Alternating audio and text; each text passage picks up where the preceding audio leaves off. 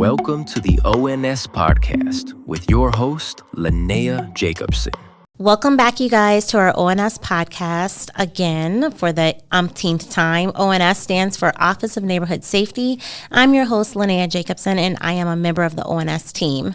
This podcast was created for departments like us and community organizations to come on and talk about our services. All of our episodes are about connecting you to alternative public safety measures, programs, and your local growth and healing opportunities.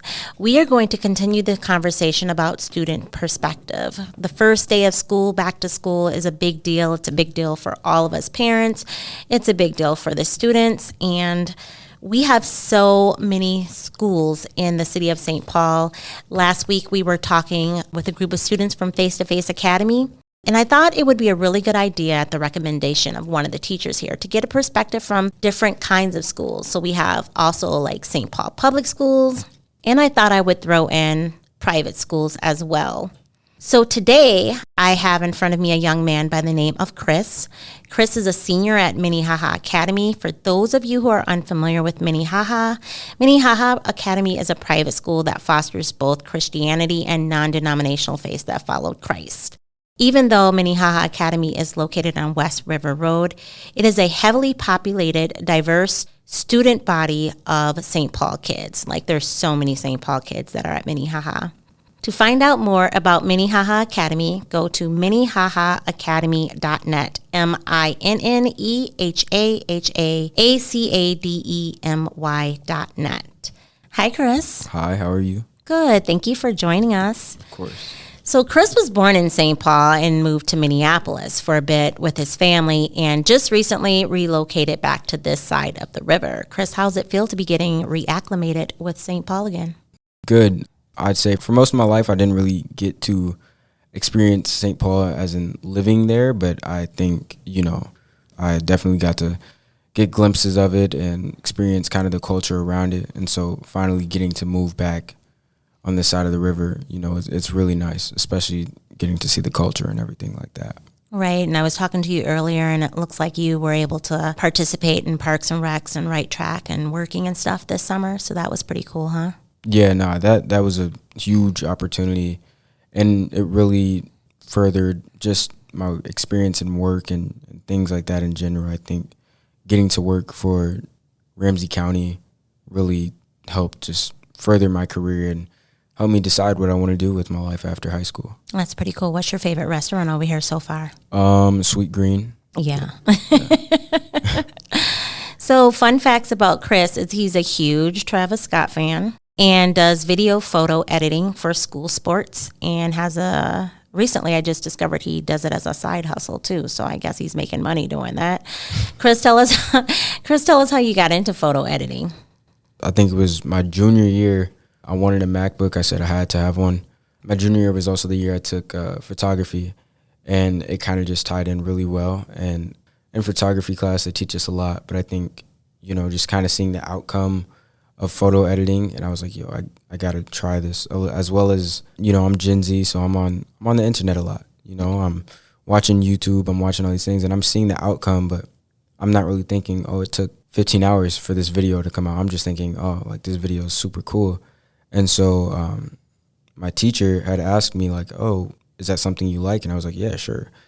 And then from there, I was just like, I'm just going to try to master this. And I don't know if I necessarily mastered it, but it started off low level, just stuff on iMovie on my phone. And then I was like, okay, let me just try it. Let me just put my foot all the way in the water. I bought Adobe After Effects on my laptop. Costed an arm and a leg, but I was just like, okay. And ever since, I've just been editing what I can, clips. If somebody sends me anything they want me to edit, I'll do it for a price. And yeah, ever since, it's just been smooth sailing. You hear that, ladies and gentlemen? So apparently that Right Track internship paid off because Chris paid it arm and a leg for Adobe. So I'm going to ask you some icebreaker questions. Mm-hmm. You have to answer them. Yeah. So you have to choose one or the other, okay? Okay.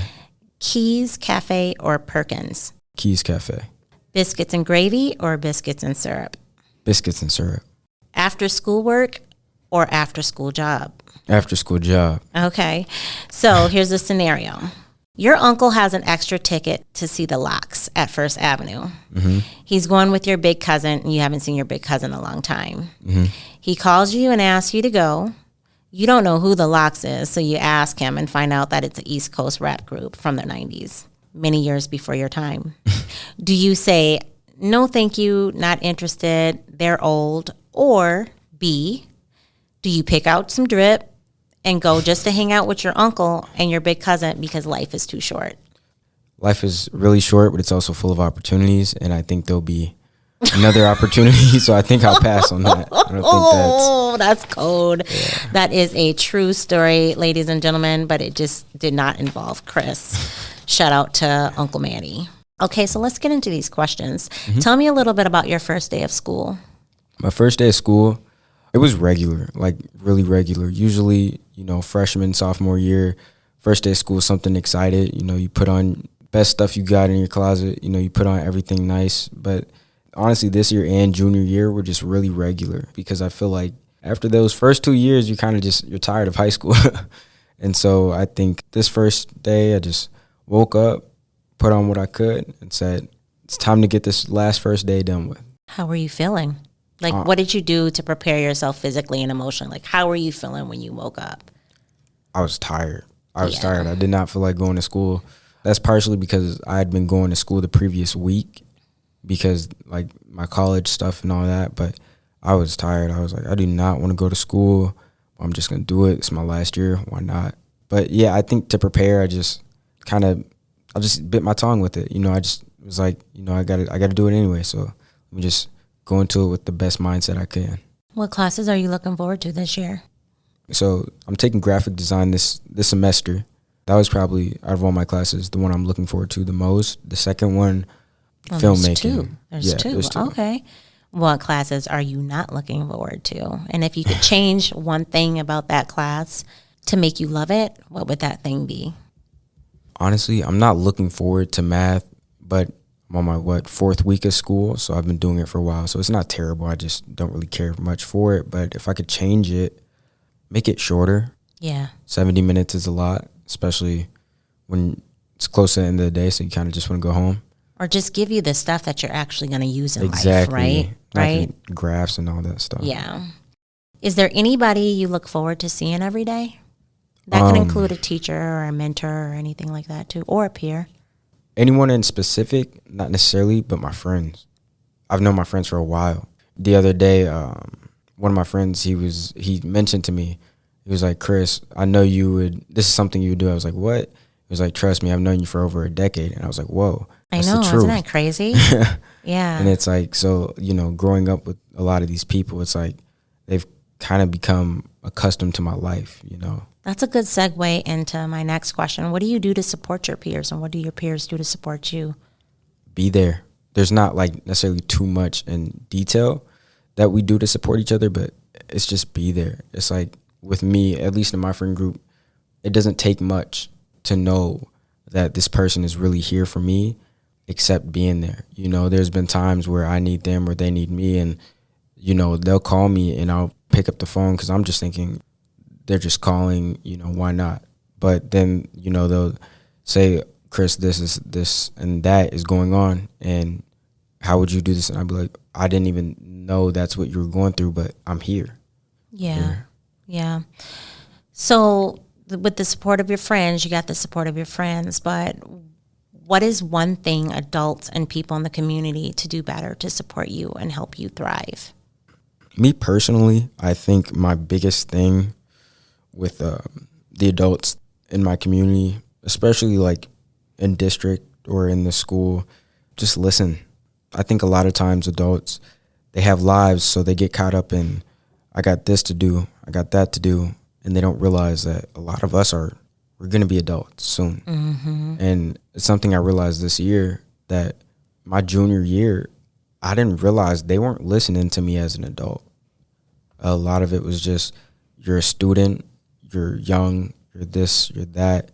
But this year, I got to talk to a couple of my teachers, and it was a different conversation. They were talking to me about things that you don't talk to your student about, you talk to your peer about. And I think that was good. So if there's anything they could do, just listen, you know, because at the end of the day, next couple of years, we're going to be running the world. So let's move into safety. What is one thing that adults and people in the community could do to help you feel safer? I think they could do a better job at teaching. I think my problem, I don't feel unsafe around adults, but I feel unsafe around the neglect of them teaching, if that makes sense. I think so. Like, you would like for them to have more conversations and more lessons on public safety in school? Is that what I'm hearing? Or yeah and no. I think Okay. I think it starts with a very close and personal approach to it. You know, if you want something to be safe, I'm not scared of you. I'm scared of the people that you're neglecting to teach about public safety. There we go. You know? Deep. Tell me some more. Preach, Chris. Tell me But, some more. Yeah, it's one of those things where it's just like, if they're also sometimes, you know, worried or feel unsafe, but them neglecting to teach others or, you know, kind of guide others on how to behave or how to act is creating kind of a pocket of just unsafeness and worry. And it's like, I'm not worried about you, but when you don't teach this person or speak to this young person about how to act, they're acting off of what they see, and they don't always see the best things. So I think it's just their neglect and kind of just ignorance to teach. That's what's unsafe. And I think if they did that more. Okay. I'm hearing you, I'm feeling you, and you just took everything that's in my head right out. I would support you on this 100% because I feel like it's about the culture, right? And it's about everything changes and everything has evolved over time. Yeah. So we as adults and community members, we need to evolve too and realize that our young people are out here dealing with something of a different magnitude than we experienced when we were young. Right. Therefore, we need to do a better job of preparing them on how to deal with these issues that we are seeing on the horizon, right? Yeah. We can't just neglect it and say, oh, well, when I was young, you know, we have to actually like evolve ourselves and prepare them because that's what we were put here for, right? Yeah. That's why we're parents. That's why we're adults. That's why we're teachers. That's why we're mentors. That's why we're neighbors. And enlightening youth on this is how you handle these situations without getting hurt. This is how you handle these situations in a mature manner. This is how you handle these situations achieving the best outcome for your life. I think if we spent more time investing in that, those preventative measures, quote unquote, we would have a more safe community, right? Absolutely. I agree 100%. Thank you for that. What drives you to getting up every day and continuing your education? In a way, it's the world. I know, you know, that's a very vague answer, but I've been here for a while now. And I know that the world doesn't stop. It won't stop and it won't relax for you. And being a young man, I've had to realize that nothing changes until I want it to change. And that starts with education. It starts with how you graduate. It starts with your diploma. It starts with all these things that lead up to you becoming an adult. So I really think that, you know, I wake up, I do what I have to do because education, it holds something. It's not just like an empty thing that you should do because it's good for you. No, it holds money. It holds value. It holds emotion. You know, there's a lot of things that you can't do without education. I hear you.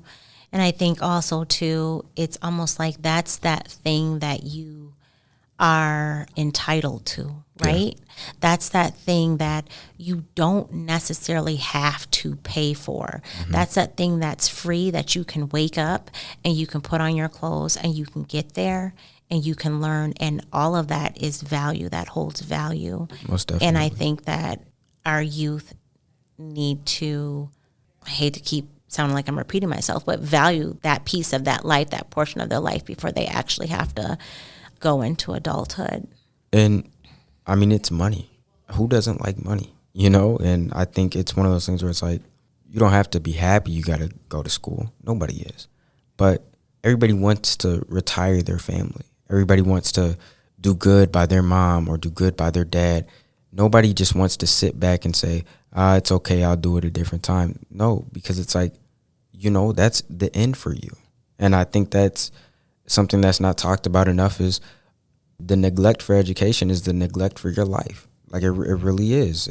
If you don't want to get up and go to school, you don't want to get up and do anything. Yeah. You know what I mean? If you're saying, I'm going to skip school today, that's years of your life.